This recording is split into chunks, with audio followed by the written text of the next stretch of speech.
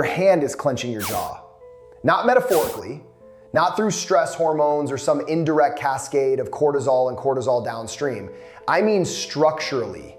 The fascia at the base of your thumb is pulling on the fascia that wraps your jaw muscles right now, continuously, because they are part of the same connected sheet, and you have spent 30 years gripping things without ever releasing the grip. Find the base of your thumb, palm side up, that fleshy pad, the one that runs from the thumb joint down toward the center of your palm. Press into it with the thumb of your other hand. Not hard, just enough to feel the tissue. Most people find it surprisingly firm. Some find it feels almost rigid, like compressed rubber. A few people feel a vague ache radiating upward toward the forearm.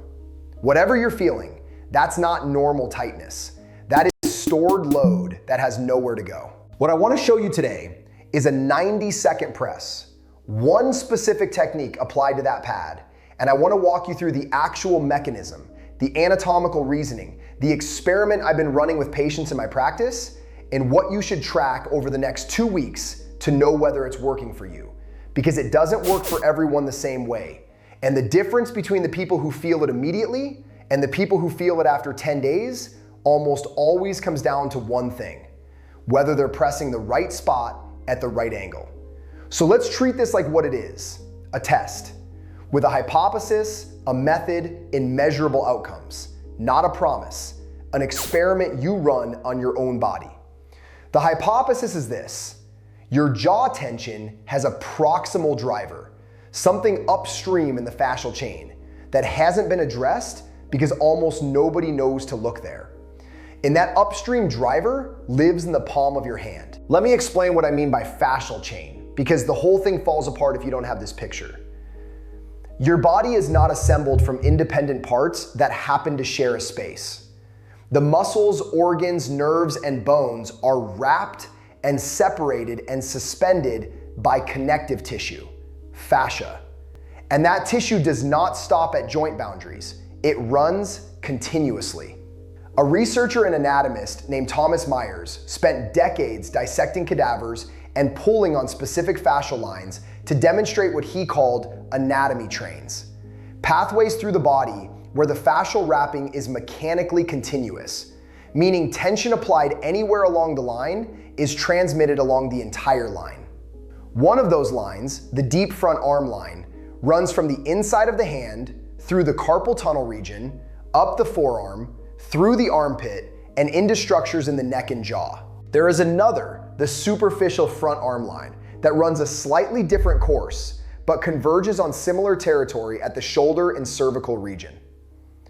When Myers and his colleagues pulled on the Thenar fascia, that pad at the base of the thumb, in cadaver dissections, they observed tension change in the anterior cervical structures. The chain is real.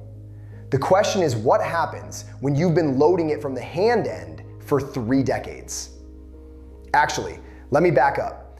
I want to give you the anatomy in the right order, because if I start at the jaw and work backward, you'll miss something important about the starting point. The Thenar Eminence. That's the clinical name for the thumb base pad.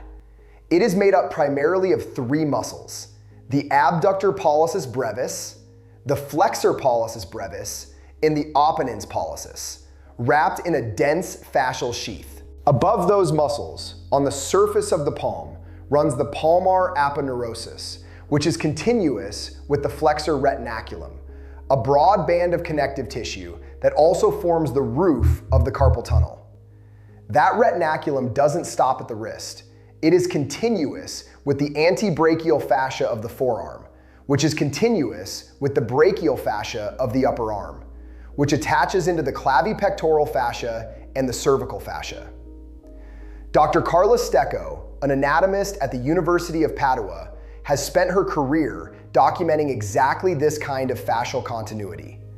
Her dissection work showed that the fascial sheaths of the upper extremity are not discrete anatomical units.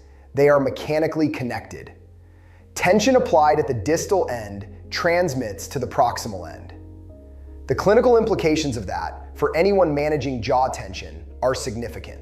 What this means in practical terms: every time you have gripped a steering wheel, a phone, a pen, a keyboard, or a jar lid with significant force, and particularly every time you have sustained that grip without full release, you have been loading the thenar fascia.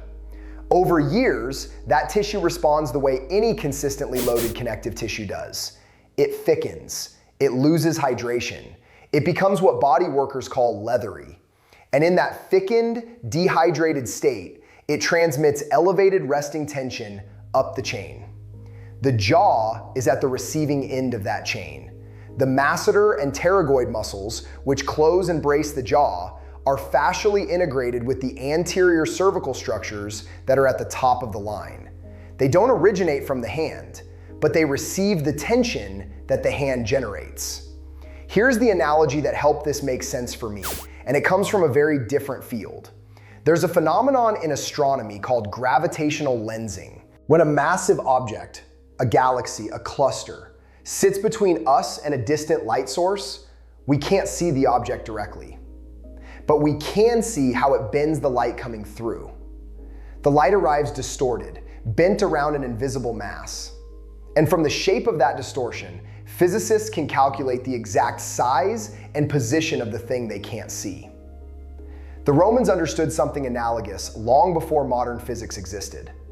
Their aqueduct engineers discovered that tension in the stone at the source of an aqueduct, how tightly the arches were fitted, how much load was on the upstream keystone, altered water pressure and flow at the terminal end, miles away. The system transmitted force across its entire length, changed the upstream load, changed the downstream behavior. Your fascial chain works this way. The jaw is the terminal end. You cannot see the thenar eminence from the jaw, but the jaw is receiving its signal. And if you change the upstream load by releasing the thenar fascia, the jaw's resting tension changes. Now here is the practical question. What does that release actually involve? And how do you do it yourself? This is the part where I want to be careful. The tissue involved is thick. The press that works is not a gentle touch, and the angle matters. Pressing wrong not only doesn't work, it can miss the target entirely. In my practice, when I work through this with patients, I give them the press as a self-care protocol for between sessions. The ones who report the least benefit are almost always pressing in the wrong direction. They push straight down into the palm, perpendicular to the hand, which compresses into the bone rather than across the muscle belly. The press needs to move across the tissue at roughly 45 degrees toward the center of the palm, so the thumb sinks into the body of the thenar musculature rather than squashing it against underlying bone. The tissue responds to sustained compression differently than it responds to pressure that moves. What we're trying to accomplish is mechanical decompression, enough sustained load to signal the fascial mechanoreceptors, the Ruffini endings specifically, to down-regulate the tissue tension. Ruffini endings respond to sustained shear type pressure, not friction, not vibration. Steady, cross-grain compression held for time. Let me walk you through it the way I explain it to someone doing it for the first time. Sit comfortably. Left hand, palm up, resting in your lap or on a table. Take the thumb of your right hand and place it against the thenar eminence, not at the very base of the thumb joint, but about a centimeter below that in the belly of the muscle. You'll feel when you're in the right spot because the tissue is noticeably denser there than in the surrounding palm. Now angle your thumb, not straight down into the palm, but tilt it at about 45 degrees toward the center of the hand, toward where the palm lines converge. Apply steady pressure, not painful, but firm enough that you feel the tissue engaging rather than just touching the surface. Now hold that. Don't rub, don't pump, don't adjust, hold. The first thing most people notice is that the tissue feels like it resists, it pushes back. That resistance is the density of the fascia, the accumulated load of years. Around 20 to 30 seconds in, something changes. The tissue starts to give. Not dramatically, it's not a pop or a release you'd feel across the room. It's more like the tissue becomes slightly warmer and slightly more permeable under the thumb. A few patients describe it as the tissue breathing. That's not a precise anatomical term, but it captures something real about what's happening. The fascia is rehydrating slightly as the mechanical compression drives fluid exchange in the ground substance of the connective tissue. Hold for 90 seconds, then switch hands. While you're holding, here's what's happening further up the chain. The sustained pressure is changing the tensional input coming from the thenar fascia into the forearm structures. The forearm fascia, no longer receiving an elevated resting signal from the tightened thenar tissue, begins to normalize its own tone. That normalization travels upward, not instantly, not like a switch being flipped, but progressively as the chain recalibrates. By the time the signal reaches the anterior cervical fascia in the masseter, it has attenuated and changed character.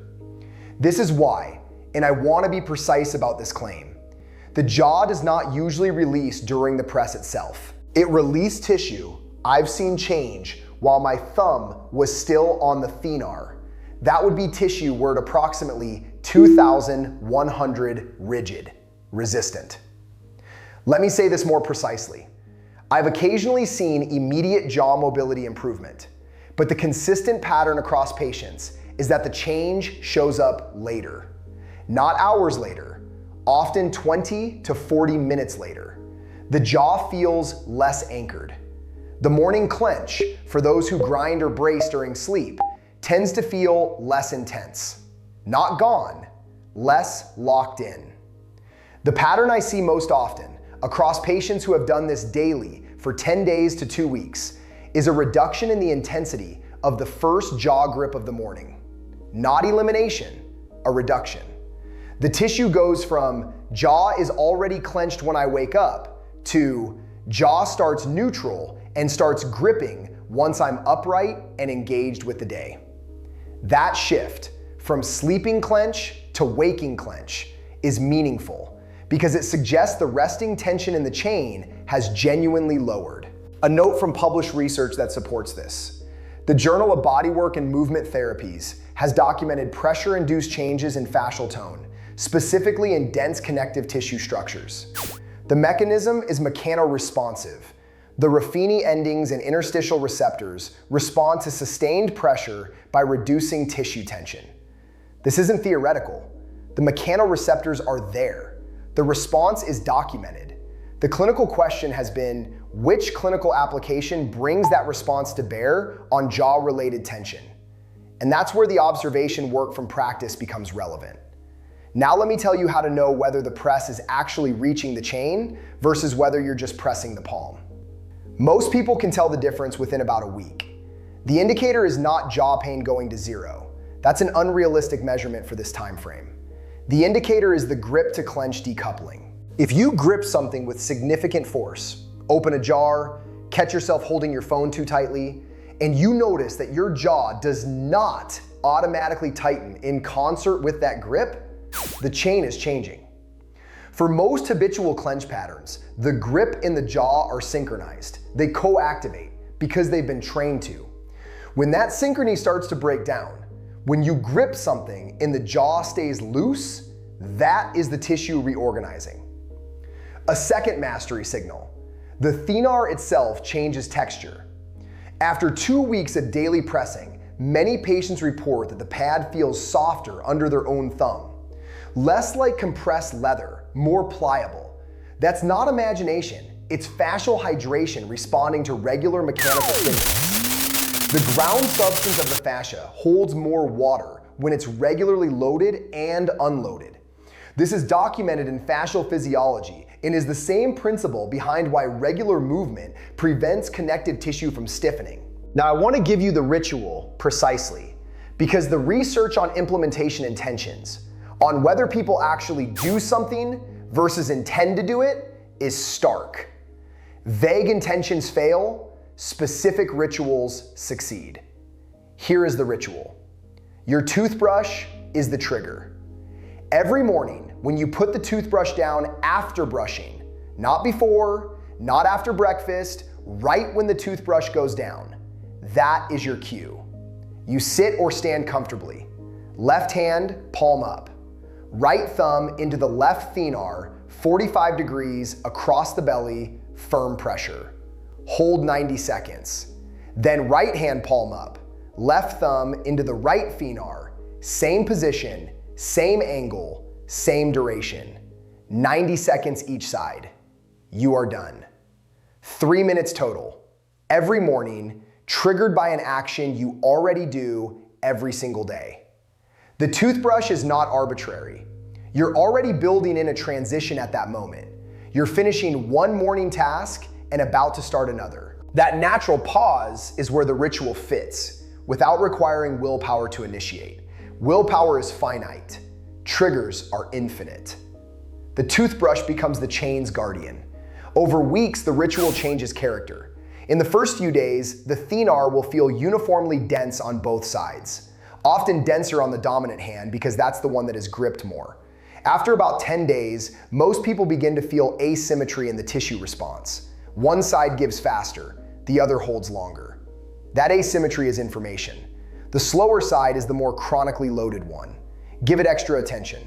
A second 90-second pass on the days when your jaw is particularly symptomatic. After 3 to 4 weeks, the tissue itself starts to feel different at contact. The initial resistance, that rubber wall sensation, softens. The thumb sinks in more readily. This is the sign that the protocol is working at the structural level, not just at the symptomatic level. What you're tracking across this experiment: jaw mobility on waking, rated from 1 to 5, where 5 is fully free and 1 is already braced. Forehead tension on the first yawn of the morning. Whether you catch yourself mid-grip during the day and whether the jaw has joined that grip. These 3 data points, noted even just mentally each morning, give you enough signal to know by week 2 whether the press is reaching the chain. If after 2 weeks there is no change in any of these 3 markers, the issue may be elsewhere in the chain, at the cervical fascia or the cranial base, and the thenar press alone won't be sufficient. That's an honest finding. The thenar is the most accessible and most overlooked entry point. It isn't the only one, but it is where I recommend starting because it costs nothing, requires no equipment, and the only downside of trying it is 3 minutes of your morning. What surprises most people, and this is the consistent observation across patients who come back after trying it, is how little attention anyone has ever paid to their hands in the context of jaw care. Jaws get massaged, skulls get worked, necks get stretched. The hands are where the chain starts, and they have been sitting there, loaded and ignored, while the attention goes to the end of the chain where the symptom lives. You have been treating the distorted light rather than looking for the mass that's bending it. Your hand has been doing this for years. The jaw was just the one complaining about it. The press doesn't end there, and neither does the conversation, because there are 2 other entry points into this chain that most people with persistent jaw tension will eventually need to address. And one of them you can do sitting in traffic with no one noticing. But the thenar is where you start. Toothbrush down, thumb across the muscle belly, 90 seconds. Let the chain hear something different for once.